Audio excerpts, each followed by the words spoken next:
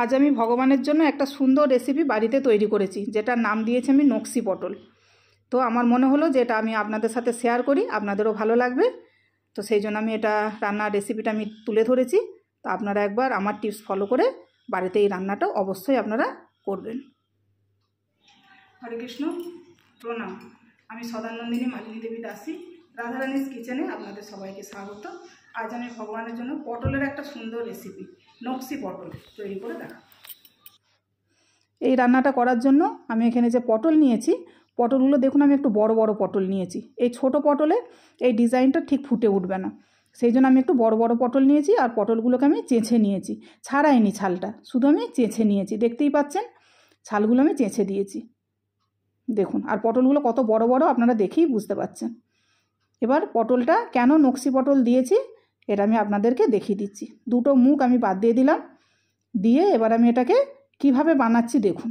এই যে মিডিলটা আমি দেখাচ্ছি, এই মিডিলটাকে মিডিল করে নেবো। এইখানটাকে মিডিল ধরে নিয়ে আমি এই সাইডটা মিডিল পর্যন্ত আমি যাব না, তার আগেই আমি এরকম সরু সরু করে বানাবো। দেখুন আপনারা কিভাবে করছি আমি, মিডিল পর্যন্ত যাওয়া যাবে না। আর পাপড়িগুলো একটু মোটা মোটা রাখতে হবে, একদম সরু করে বানানো যাবে না, তাহলে সেটা আবার একটু বাজে রাখবে খেতে। এই রকম মিডিল পর্যন্ত যাবেন না, যেখানটা আন্দাজ করে মিডিল করছেন ওখান পর্যন্ত যাবেন না। এইটুকু খেয়াল রাখলেই আর কোনো সমস্যা নেই। আবার আমি উল্টো দিকটা ঘুরিয়ে নিয়েছি, ঠিক তার বিপরীত দিকটা।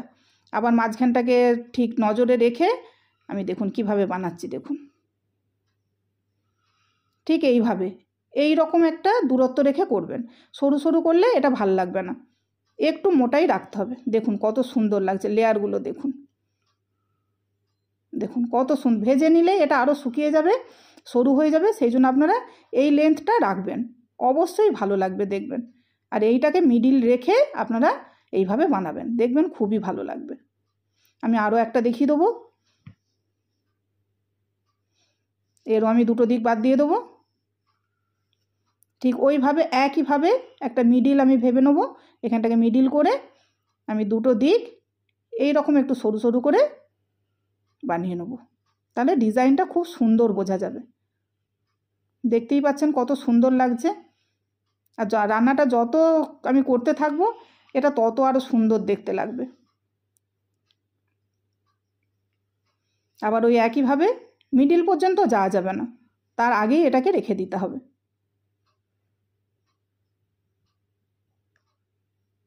আপনাদের হয়তো প্রথম প্রথম একটু অসুবিধা হবে, কিন্তু দেখবেন দু চারটে বানানো হলেই দেখবেন আপনারাও তৈরি করতে পেরে গেছেন। খুবই সোজা এটা। এক দুটো পটল এইভাবে তৈরি করলে আপনারা বুঝে যাবেন যে কিভাবে হচ্ছে। দেখুন কত সুন্দর হয়েছে দেখতে। এইভাবে আমি সব পটলগুলোকে এরকম ডিজাইন দিয়ে নেব। দেখুন আমি সব পটলগুলো রেডি করে নিয়েছি, দেখতেই পাচ্ছেন। এবার আমি এগুলোকে একটু নরম করার জন্য একটু সেদ্ধ করে নেব। এটা হয়তো তেলে ভেজে নিলে হতো, কিন্তু হয়তো এতটা ভালো হতো না। ওই জন্য আমি একটু জলের মধ্যে, জলটা গরম হয়ে গেছে, গরম জলের মধ্যে লবণ আর হলুদ দিয়ে দিলাম, দিয়ে আমি পটলগুলো দিয়ে দেবো। দিয়ে আমি প্রায় 10 মিনিট মিডিয়াম হিটে আমি এটাকে ফুটিয়ে নেবো, নিয়ে নরম করে নেব। দেখুন প্রায় 10 মিনিট হয়ে গেছে, কালার পুরো চেঞ্জ হয়ে গেছে, দেখেই বুঝতে পারছেন পটলগুলো নরম হয়ে গেছে। সব পটলগুলোরই কেমন কালার চেঞ্জ হয়ে গেছে। এবার এগুলোকে আমি তুলে নেব, একটা আলাদা পাত্রে তুলে একটু ঠান্ডা হতে দেবো। কেন এই পটলটা ঠান্ডা না হলে পরের কাজটা আমি আর করতে পারবো না, সেই জন্য একটা বড় পাত্রে তুলে নিচ্ছি, নিয়ে ঠান্ডা করে নেব। আর এটা তৈরি করতে লাগবে আমার টমেটো পেস্ট, দুটো টমেটো, আদা আর কাঁচা লঙ্কা, একটা কাঁচা লঙ্কা দিয়ে আমি পেস্ট করেছি। আর এখানে লাগবে লবণ, চিনি, গুঁড়ো গুঁড়ো মশলা যেগুলো আমার লাগে, জিরে গুঁড়ো, ধনে গুঁড়ো, কাশ্মীরি লঙ্কার গুঁড়ো, আর এখানে হলুদ গুঁড়ো, আর এখানে গোটা গরম মশলা আর গোটা জিরে, যেটা ফোড়নে লাগবে আমার। আর এখানে কর্নফ্লাওয়ার নিয়েছি কোটিং করার জন্য, হিং আছে, আর আমি এখানে 2 চামচ টমেটো সস নিয়েছি। এই রান্নাটা টমেটো সস একটু লাগবে। আর এখানে গুঁড়ো গরম মশলা। এবার আমি রান্নাটা করব, তার আগে এই যে পটলগুলো আমার ঠান্ডা হয়ে গেছে, দেখুন এবারে কত সুন্দর বোঝা যাচ্ছে। দেখুন মিডিলটা দেখুন কত সুন্দর বোঝা যাচ্ছে।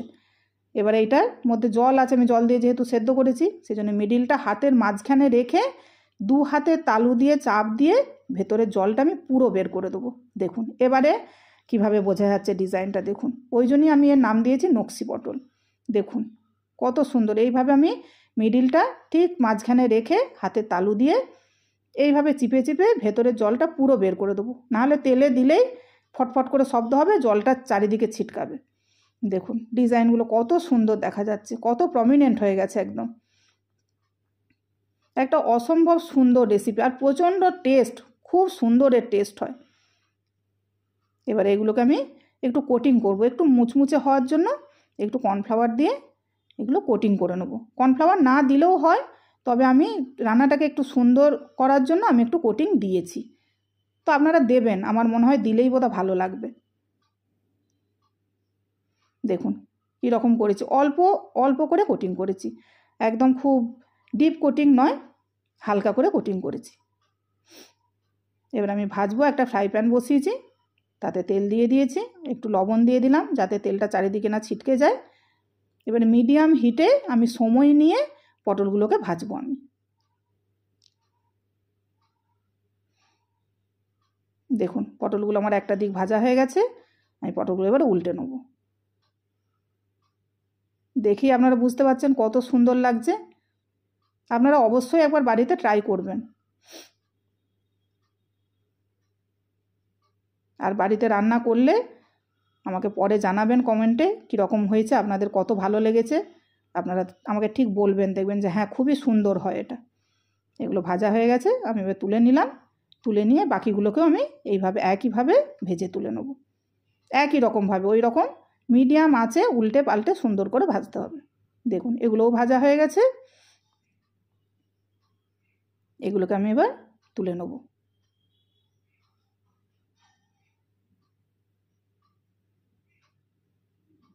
আমার সব পটলগুলোই ভাজা হয়ে গেল।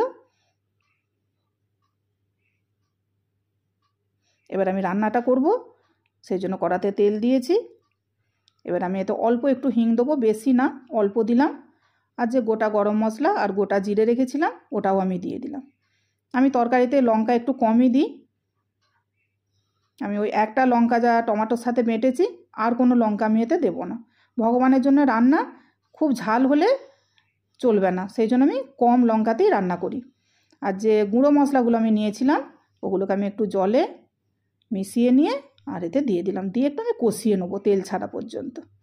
দেখুন সুন্দর কষানো হয়ে গেছে। এবার আমি যে টমেটো পেস্ট করেছিলাম আদা আর কাঁচা লঙ্কা দিয়ে টমেটো দিয়ে, ওই পেস্টটা আমি দিয়ে দিলাম, দিয়ে এটাকেও আমি তেল ছাড়া পর্যন্ত কষাবো। দেখুন অনেকটাই আমার কষানো হয়ে গেছে, আরও একটু কষাবো, আমি পুরো কষানো আমার কমপ্লিট হয়নি, আরও একটু কষাবো। আর আমি পুরো মশলাটা কিন্তু আমি মিডিয়াম হিটে কষিয়েছি। এবার আমি এর মধ্যে পরিমাণ মতো লবণ দিয়ে দেবো আর অল্প একটু চিনি দেবো, কেন নিরামিষ রান্না একটু চিনি দিলে ভালো লাগে। আর আমি তরকারিতে একটু চিনি দিই, আপনারা এটা স্কিপও করতে পারেন, ভালো না লাগলে বা চিনি না খেলে কেউ, আমি অল্প একটু দিয়েছি। মশলাটা আমার অনেকটাই কষানো হয়ে গেছে। এবারে এর মধ্যে আমি যে টমেটো সসটা নিয়েছিলাম 2 চামচের মতো, ওটা দিয়ে দিলাম, দিয়ে আমি কম হিটে এটাকে আরও প্রায় 2-3 মিনিট কষিয়ে নিয়েছি। দেখুন মশলা কষানো আমার রেডি। এবারে এতে আমি একটু কসুরি মেথি দিয়ে দেবো। কসুরি মেথিটা দিলে কি হয়, খুব সুন্দর একটা গন্ধ আসে, ওই জন্য আমি কসুরি মেথিটা একটু ইউজ করি সব তরকারিতেই। আপনারা চাইলে দেবেন, না দিলেও না দেওয়া যায়, ধনে পাতাও দিতে পারেন এর সাথে। আমি ধনে পাতাটা দেইনি, আমি কসুরি মেথি দিয়েছি। আর এতে আমি গরম জল দিলাম। আমি তরকারিতে সবসময় গরম জল দিই, ঠান্ডা জল আমি দিই না, কারণ ঠান্ডা জল দিলে তরকারির টেস্ট একটা আলাদা হয়ে যায়, সেই জন্য আমি গরম জল দিই। গরম জল দেওয়ার সাথে সাথে ফুটেও গেছে। এই যে পটলগুলো দেখছেন কত সুন্দর হয়েছে, এই পটলগুলো আপনারা এমনি ভাজা গরম অন্নের সাথেও ডালের সাথে পেতে পারবেন, কিন্তু এইটাকে গরম অন্নের সাথে পকোড়া হিসাবে পেতে গেলে, ভাজা পটল হিসাবে পেতে গেলে এটাকে আর একবার ভাজতে হবে। এখন কিন্তু এটা অতটা মুচমুচে নেই, এটাকে আর একবার যদি ভাজেন তাহলে মুচমুচে হয়ে যাবে, তখন আপনারা ডাল অন্নের সাথে এটা পেতে পারবেন। কিন্তু আজ যেহেতু আমি এটা তরকারিতে দেবো, সেই জন্য এটা আমি একবারই ভেজেছি মাত্র। এবার আমি মশলা দেখুন আমার রেডি হয়ে গেছে, ফুটেও গেছে, পটলগুলো আমি এর মধ্যে দিয়ে দেবো। সব পটলগুলো দিয়ে আমি আঁচটাকে একদম কমিয়ে দেবো, কমিয়ে দিয়ে ঢাকা দিয়ে আমি 5 থেকে 7 মিনিট এটা রান্না করব। দেখুন প্রায় 6-7 মিনিট পর পটল দেখুন কত সুন্দর হয়েছে, ডিজাইন কত সুন্দর বোঝা যাচ্ছে, লেয়ারগুলো দেখুন কত সুন্দর বোঝা যাচ্ছে। আর পটল তো নরম হয়ে গেছে, আপনারা দেখতেই পাচ্ছেন। এবার এর মধ্যে আমি যে একটু গরম মশলা নিয়েছিলাম, ওই গরম মশলাটা একটু ছড়িয়ে দেবো, দিয়ে একটু পটলগুলো নাড়াচাড়া করে নেব।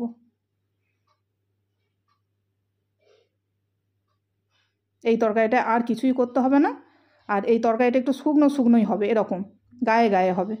দেখুন কত সুন্দর হয়ে গেছে, আর এতে কিছু করতে হবে না। এবার আমি গ্যাস বন্ধ করে দেবো, দিয়ে আমি ভগবানের জন্য আলাদা প্লেটে তুলে নেব। দেখুন কত সুন্দর হয়েছে দেখতে। এই রকম সুন্দর করে আপনারা রান্নাটা করবেন, আর কোনো রস রাখবেন না, একদম শুকনো শুকনো, যেন পটলের গায়ে পুরো গ্রেভিটা যেন লেগে থাকে, যেন ঝোলের মতো না গড়ায়, এই রকম করবেন। এই তরকারিটার এইটাই বিশেষত্ব। দেখুন লেয়ারগুলো দেখুন, আর নরম কত হয়েছে দেখুন। আপনারা অবশ্যই এইভাবেই একবার রান্না করবেন, অন্য রকম করতে যাওয়ার দরকার নেই, এইভাবেই করবেন, এটাই ভালো লাগবে। দেখেই বুঝতে পারছেন দেখতে কত সুন্দর হয়েছে, আর খেতে তো খুবই খুবই সুন্দর হয়।